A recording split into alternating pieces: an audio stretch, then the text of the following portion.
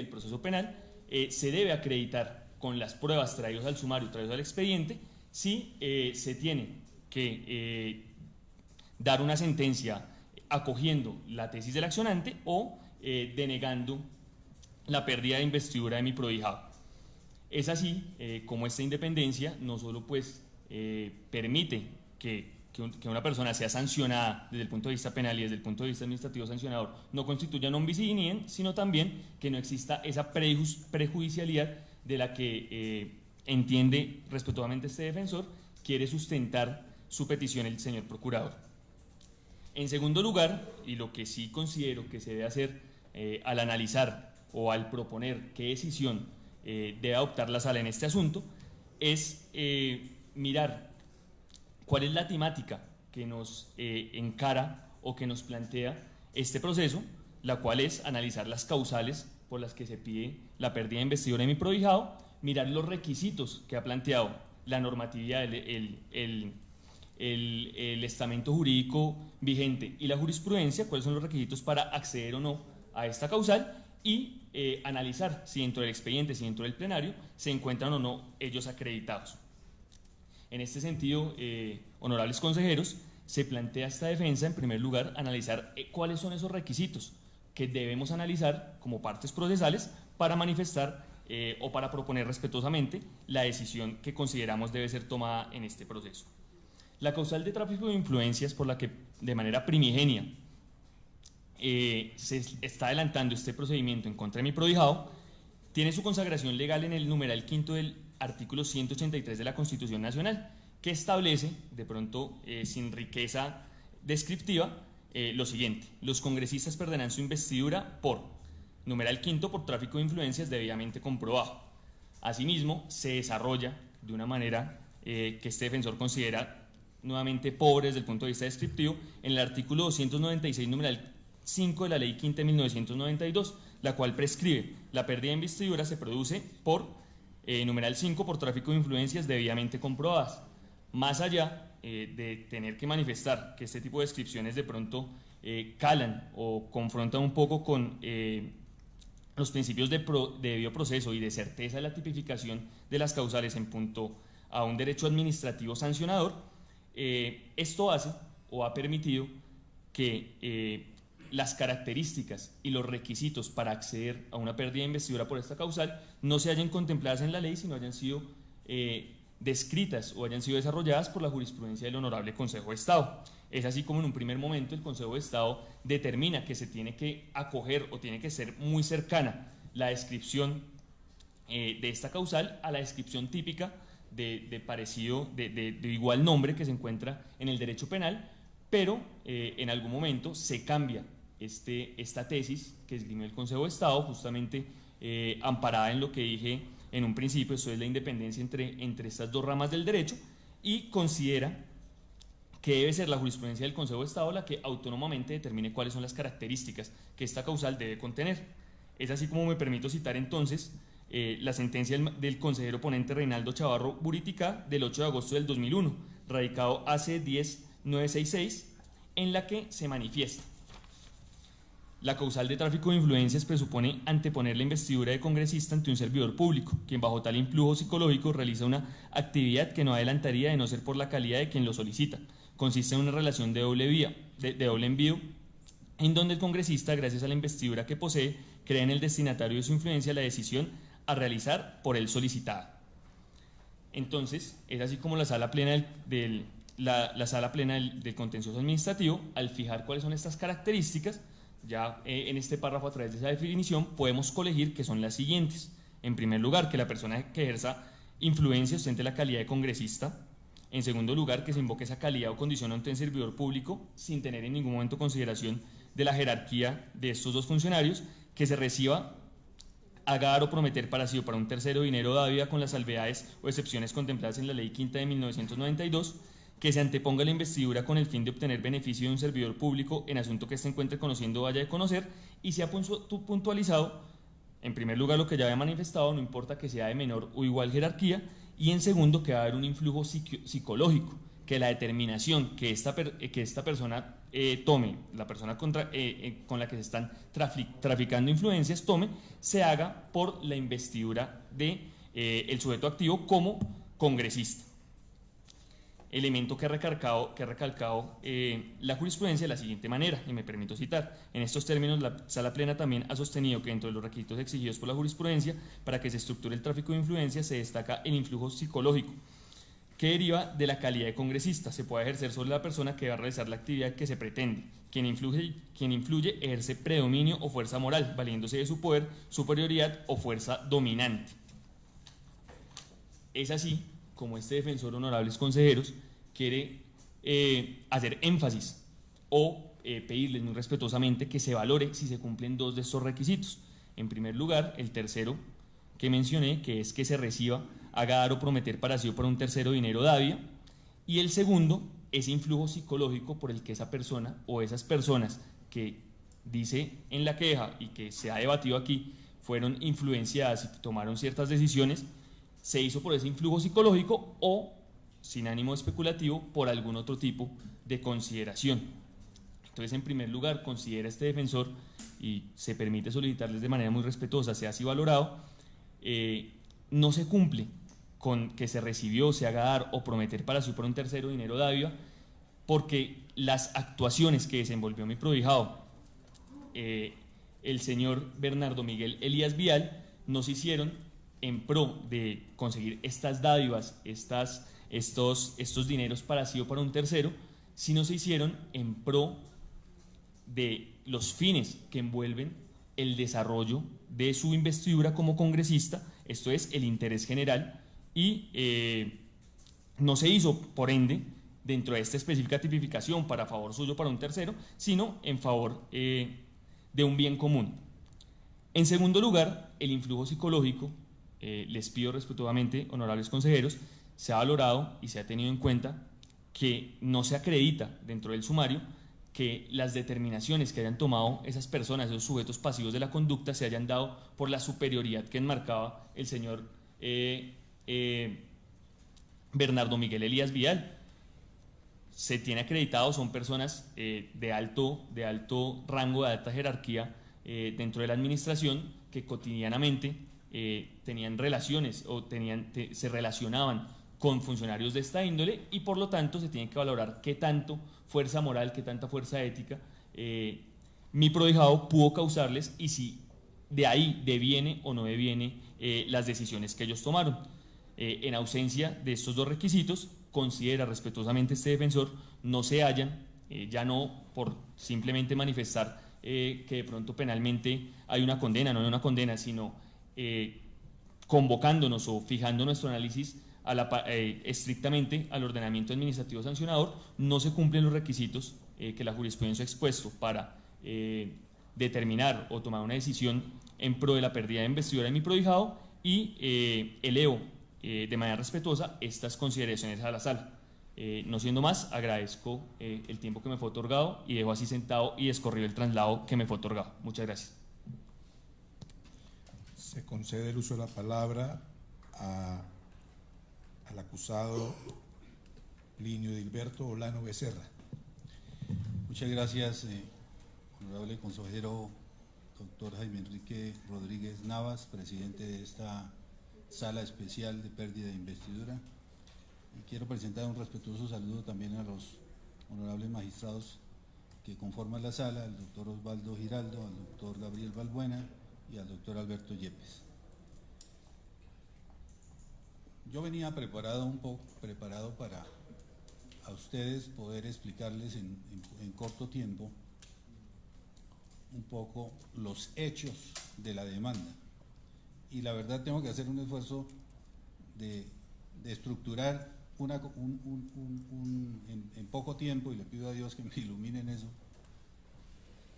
porque son tantas las inexactitudes de las que ha hablado el Ministerio Público, y le ofrezco mi saludo al doctor Yepes, procurador delegado, y a los honorables defensores, a los miembros de la comisión, funcionarios, que no sé si usar el tiempo que tengo en contestar un poco esas inexactitudes que son graves, que pueden dejar en el escenario un ambiente totalmente diferente de lo que es el proceso, o me dedico a unos puntos que sobre los 34 hechos de la demanda son pocos los que realmente corresponden en el tema a mí.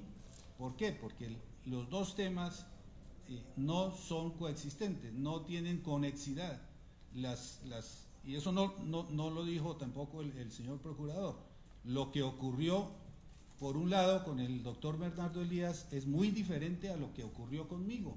El propio senador Bernardo Elías lo dijo en su declaración en la Corte Suprema de Justicia, que está aquí, como nunca, siendo compañeros de Congreso, jamás supe yo que él tenía, digamos,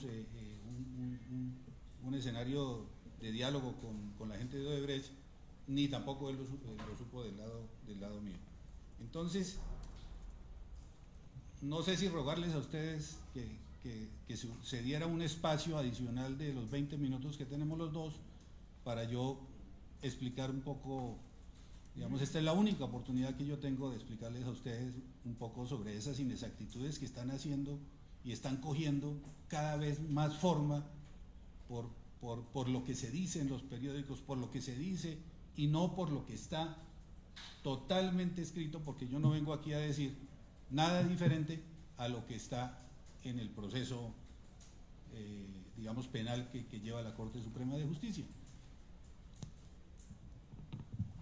Señor Olano, lamentablemente la ley nos dice 20 minutos máximo, pero además estaríamos lesionando el principio de igualdad ya a estas alturas del proceso, cambiando la regla de juego. Le ruego que haga uso de una capacidad de síntesis. Bien, con mucho gusto. Yo prefiero que en el fondo, y tengo que decir una cosa, gracias a Dios y gracias, digamos, a nuestra institucionalidad, nosotros tenemos la oportunidad de entregar hoy un documento que con toda seguridad va a ser estudiado por ustedes, en el cual claramente se vayan, digamos, derribando cada una de esas inexactitudes que nosotros hemos escuchado aquí. Entonces me voy a referir solamente a un par de cosas. Ha tomado carrera en la parte de investigaciones y de las acusaciones y del juzgamiento de quienes estuvimos en el Congreso de la República, y lo digo en la condición en que fui 16 años congresista de la República de Colombia, tratar de criminalizar el ejercicio del control político. El ejercicio del control político es una función congresional.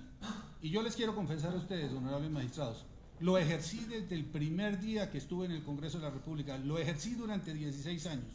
Si por eso me van a quitar la investidura que yo desarrollé durante 16 años, me lo podrían haber quitado entonces desde el primer año, porque lo entendí siempre como una función congresional que representa claramente esa representatividad que tienen los congresistas del constituyente primario.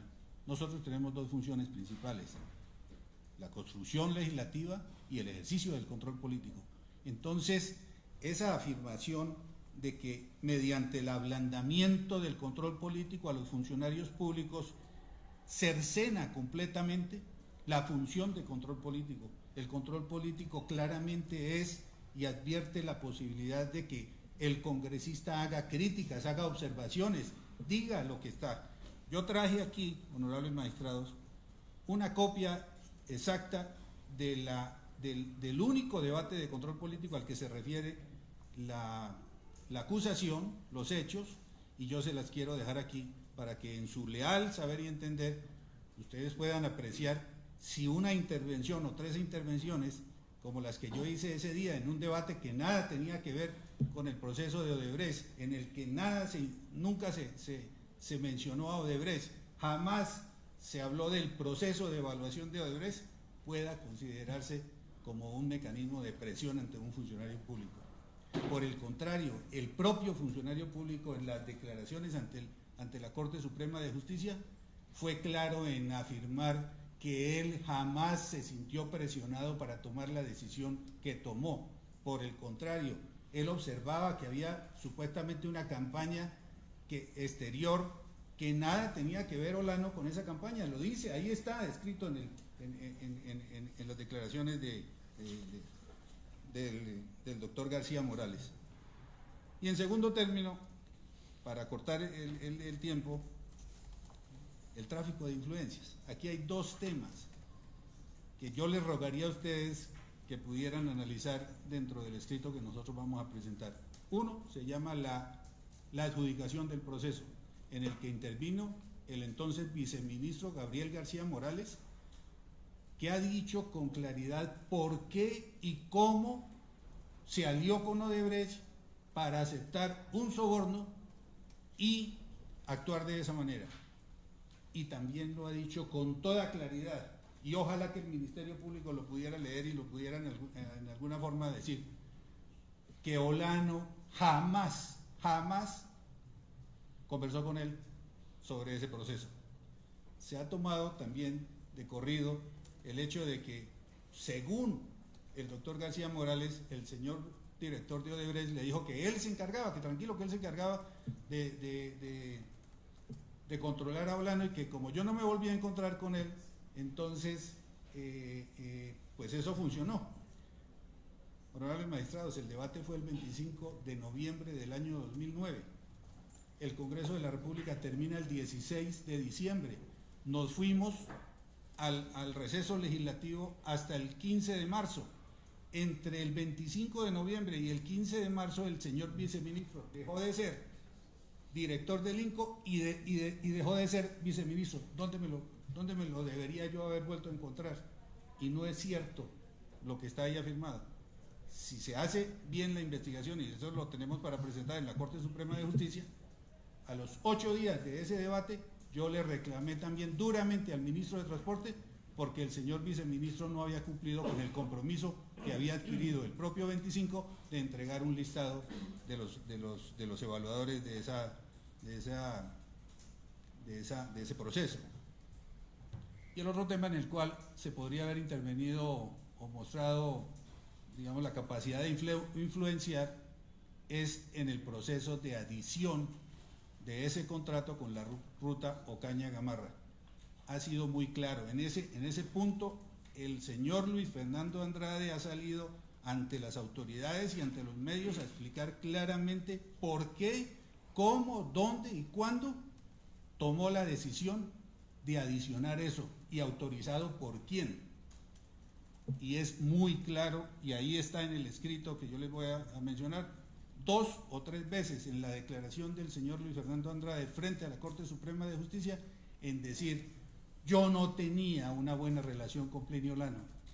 Él era muy crítico, sí, yo era crítico, pero Plinio Olano jamás me habló de ese tema de Odebrecht.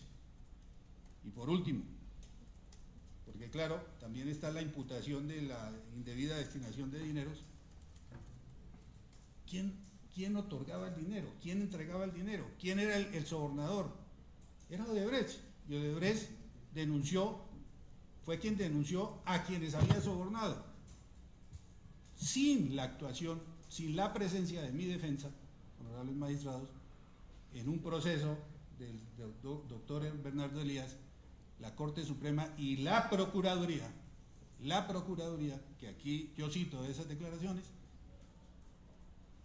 envió magistrados al Brasil a tomar las declaraciones del señor Luis Bueno y del señor Martorelli. Y ahí están descritas las declaraciones donde el señor Bueno dice: Plinio Olano jamás nos pidió un peso y nosotros jamás le entregamos un peso. Y el señor Martorelli dice: a Plinio Olano jamás le entregamos un peso. Entonces, ¿dónde está esa apreciación de que está completamente probado? No está probado, lo quiero decir aquí. Yo soy una persona honesta y no he sido vencido en juicio, y voy a ser honesto, es decir, voy a demostrar mi honestidad hasta el final de este proceso. No está probado que yo haya recibido un solo centavo. Aquí lo que hay es una declaración de un señor que tiene 2 principios de oportunidad, que está investigado en la justicia por falso testimonio, contra 20 y pico de declaraciones de gente que derruye las declaraciones del doctor Gaviria. Yo dejo hasta ahí, honorable magistrado, para poder que mi defensa... Señores magistrados. Quedan 9 minutos 40 segundos. Señores magistrados, pretenderé ser breve y obviaré los saludos. En principio tendré que traer a colación dos elementos. El primer elemento es lo que dicen los funcionarios de Odebrecht, a quien le están diciendo que el señor Plinio Lano favoreció, y lo que dicen los funcionarios de la ANI y del INCO, en donde ellos dejan claridad sobre que mi cliente no tuvo ninguna relación con ellos ni que los influenció. Para ello solicito la presentación que previamente remitimos, en donde les quiero señalar, primero, no hay un tráfico de influencias, no hay una destinación de dineros públicos y sobre todo no se está violando el régimen de incompatibilidades. Esto, en cuanto a esta demanda, se basó en generalidades, argumentos llenos de falacias y recortes de prensa. Y más allá de esto, de los 34 hechos que supuestamente pretende el demandante ratificar, solamente 11 hacen mención esporádica a mi cliente. Y en este caso, primero, no hay conexidad entre la conducta del señor Bernardo Elías, que se declaró culpable, y la conducta de mi cliente, que ha decidido ir a juicio y se presume su inocencia. Por lo tanto, el procurador también adolece de pretender traer una prueba ahora y allegarla y que ustedes la valoren cuando el elemento probatorio ya pasó. Pero no solo es eso, es que el señor Antonio Bueno Jr. en la Sala Penal de la Corte Suprema de Justicia ratificó que en ningún momento el señor Plinio Lano le había pedido dinero o había recibido dinero. Y para eso quiero que escuchen eso.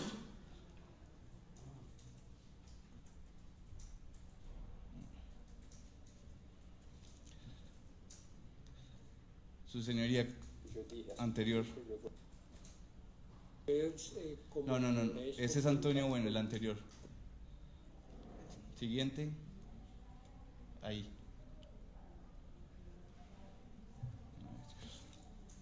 Señoría, pido que no se me impute este tiempo como perdido por parte mía. Como Odebrecht consideraron o tuvieron la idea de tener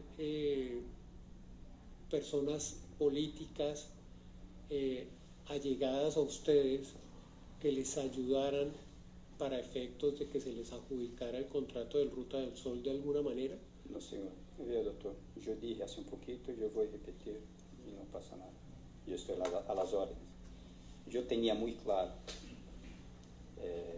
que la única persona que tenía poder para adjudicar la Ruta del Sol era el doctor Gabriel Ignacio García Morales, por la posición del director del INCO y por ser el viceministro de Transportes. Y por una característica mía, yo no necesitaba de ningún intermediario, porque ya tenía logrado el contacto directo con él. Entonces, era la única persona que podía adjudicar. Y por esto, yo mantuve ese contacto solamente mío, para que no tuviera más ninguna persona involucrada. Señoría, en esta declaración, el señor Bueno saca rotundamente a mi defendido, y voy a citar para ser breve. En el minuto 27 dice: yo sé que usted me va a hacer una pregunta que la Procuraduría ya hizo y yo comprendí el tema de la autoincriminación, pero para ser un poquito más ágil, la pregunta es si yo di plata o si Plinio Lano me pidió plata. Y lo que dice este señor es esto: yo nunca di un peso a Plinio Lano y él nunca me lo solicitó. En el espíritu de colaboración no pasa nada, y yo vuelvo y digo, yo nunca di un peso a Plinio Lano y él nunca me pidió un peso. Eso también lo dicen las declaraciones ante la Procuraduría, que no entiendo de dónde el procurador sale a decir que ya está probada la conducta de mi defendido. Esto por cuanto dice en la Procuraduría: doctor, por favor, necesitamos que las reglas sean cumplidas y los pliegos de la Ruta del Sol, cuando se refiere al doctor Olano. Pero deja claro, yo nunca di dinero a Plinio Lano, si esa es la pregunta. Y le preguntan, pero aunque no le dio, él le solicitó, y él es enfático en decir tampoco. Lo mismo va a pasar con Heriberto Martinelli. a quien el procurador también cita y el demandante lo hace. Y dice: señor Heruberto Martinelli, nunca me pidió plata, nunca he ofrecido plata a él, básicamente, que yo sentí que como otros congresistas justamente el tema de las metas y el gobierno y de atención que yo debería atender. No, le preguntan, es decir, que el gobierno le reconociera a usted esa gestión a la organización, y dice Martorelli: no, que yo pudiera ejecutar y cumplir con las metas que yo me había comprometido en el plan de ahorros. Era eso que nosotros gastábamos de ahí, pero nunca di plata o le exigí plata para poder hacer gestión frente al gobierno. No sé qué él que me reclamaba justamente por ser el hombre y senador del gobierno, pero para el bien del proyecto no para nada de plata, nunca me pidió un peso, nada de nada. Eso lo dicen los principales integrantes de Odebrecht, en donde se refieren al senador Plinio Lano. Y los funcionarios también lo ratifican. El señor Luis Fernando Andrade lo dice claramente en sus declaraciones, que nunca sintió presión por parte del senador Plinio Olano, que el senador Plinio Olano nunca le habló de la ruta de Gamarra, nunca le habló de Odebrecht. A diferencia, el señor Andrade sí entregó una lista de los senadores que estaban interesados en ese proyecto. Asimismo, Juan Sebastián Correa estableció que nunca el doctor Olano ni sus funcionarios de la UTL le mencionaron el caso de Odebrecht, o querían favorecer o estaban interesados en esa adjudicación. Ni en la estructuración, ni la adjudicación, ni en la ejecución queda probado que mi defendido tuviera interés en ello, y para eso se trae a colación estos testimonios que obran dentro del proceso. Asimismo, quiero decir que el señor Gabriel García en ningún momento señaló a Plinio Olano que tuviera que ver con el señor, con Odebrecht. Él lo único que dijo es que había sentido, y esto claramente lo sintió, dice: lo que hubo, voy a hablar en el caso del congresista, lo que hubo, como se lo mencioné a la Fiscalía, yo recibí una citación a un debate por parte del senador Plinio Olano, de la Comisión Sexta, en donde hizo una intervención bastante agresiva, en donde él manifestaba que había corrupción en el ministerio, en donde él manifestaba que había un tal carrusel de los evaluadores. Eso lo sentí como una presión en torno a la futura adjudicación de la Ruta del Sol. Pero sentencia en el minuto 41:08 y 41:20. Pero yo quiero dejar claridad de que yo no tengo ninguna prueba directa de que el señor Plinio Olano estuviera recibiendo algún beneficio. No lo dicen los funcionarios de Odebrecht, que tienen todo este entramado criminal y lo sacan de plano, y el señor Bueno lo dijo en el Brasil, y no lo dicen los funcionarios de la ANI. Entonces yo no entiendo de dónde la Procuraduría o el demandante, que de hecho hizo una demanda general que está prohibida por el Consejo de Estado, sacan estas conclusiones. Me quiero referir a un tema en concreto. El tal debate de control político de Odebrecht no existió, y eso obra en el proceso. Fue citado para otro tema, y en ningún caso de las 3 intervenciones que hizo el senador Plinio Olano se refería al tema de Odebrecht. Por lo tanto, además que García está diciendo mentiras y que no lo involucra a él, igual el debate no existió. Y si existiera un debate de control político, está dentro de sus funciones, y eso no puede ser vetado. Pero más allá de eso, quiero preguntarme, ¿cuáles son las causales que se están tipificando en esto? Porque, 1, no hay existencia de la estructura del tráfico de influencias. No está probado que él haya pedido, que haya favorecido. Todos los directivos y los funcionarios de la ANT dicen que no. Además de eso, lo único que se prueba es que fue senador, y eso no tiene ninguna conducta. El otro es que se invoque esa calidad o condición ante el servidor público sin tener en consideración el orden jerárquico. ¿Dónde está probado en la demanda o en las pruebas que él invocó su condición de servidor público para ello? En ningún caso lo prueban. ¿Dónde está probado que él solicitó dádivas y que se le dieron esas dádivas?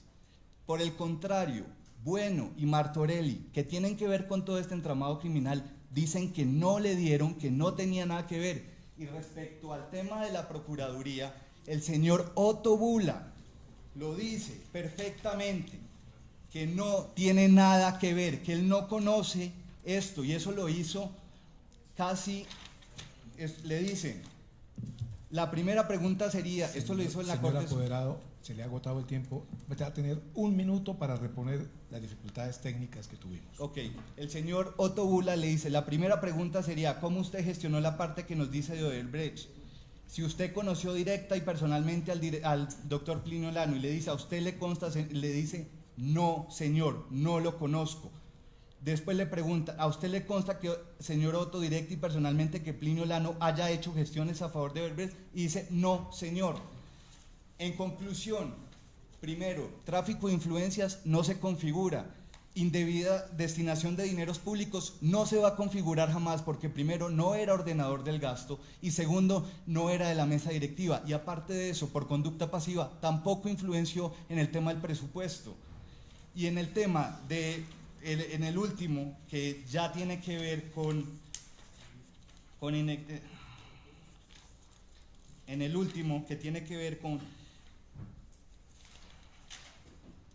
no se estructura el régimen de incompatibilidades por gestión indebida. Jamás quedó probado ni en el proceso penal que mi defendido haya gestionado nada en favor de la empresa Odebrecht. Ellos citaron y claramente se sabe quiénes son los congresistas que están involucrados en esto, y mi defendido no lo están citando, no lo mencionan.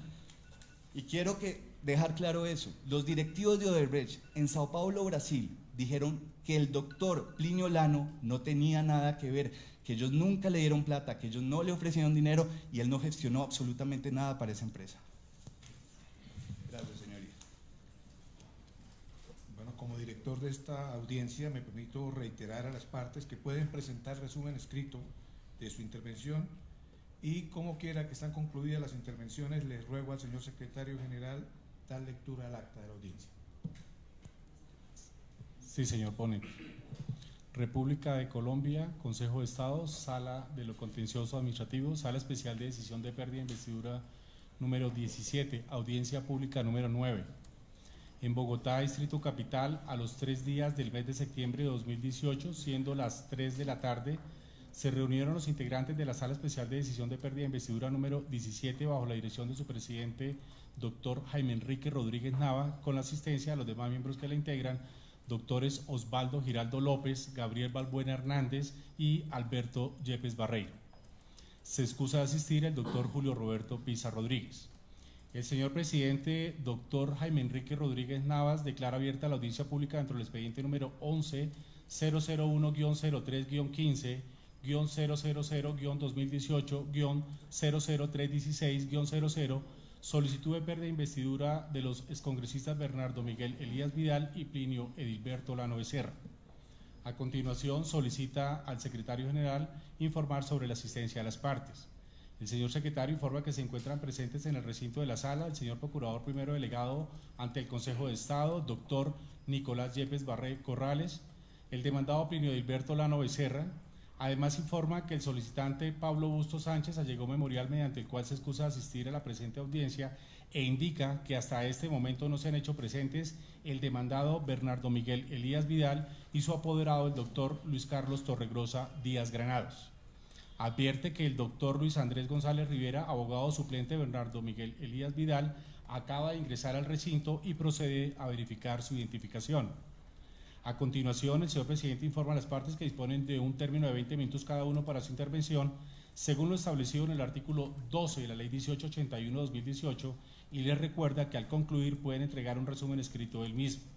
Aclara que los 20 minutos pueden ser distribuidos entre las partes intervinientes como a bien lo tengan. El señor procurador primero delegado ante el Consejo de Estado, doctor Nicolás Yepes Corrales, se refiere al problema jurídico planteado en la demanda, al marco teórico del medio de control, a los elementos objetivos y subjetivos de las causales que, a su juicio, se encuentran probados en este caso, a los elementos de prueba recaudados en el proceso penal y que fueron objeto de traslado al mismo.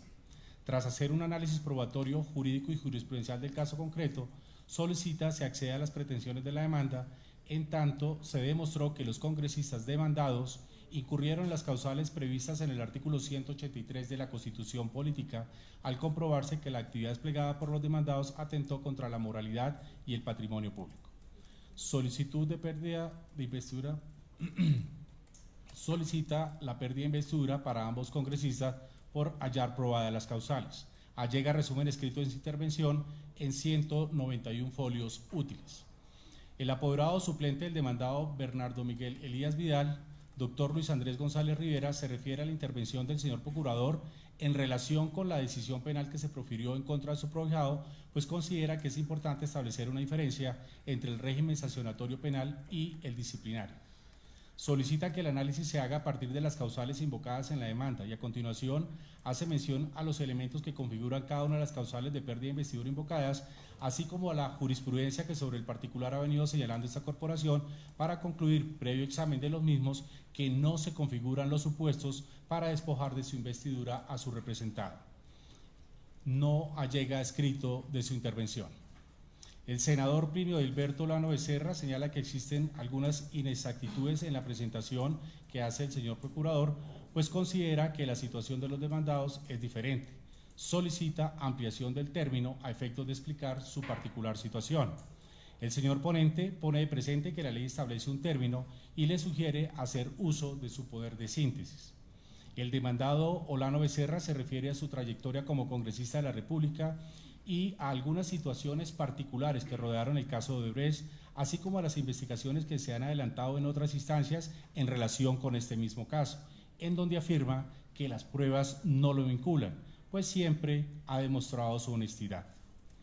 El apoderado del senador Plinio Edilberto Olano Becerra, doctor Víctor Mosquera Marín, se refiere a las distintas manifestaciones que hicieron los funcionarios que participaron en los procesos a los que se hace mención, a la prueba traída en este momento por el señor procurador, y solicita adicionalmente escuchar unas declaraciones rendidas por funcionarios de Odebrecht, con base en las cuales afirma que su representado no incurrió en las conductas que se le indilgan, pues no exigió ni recibió dinero de esa empresa.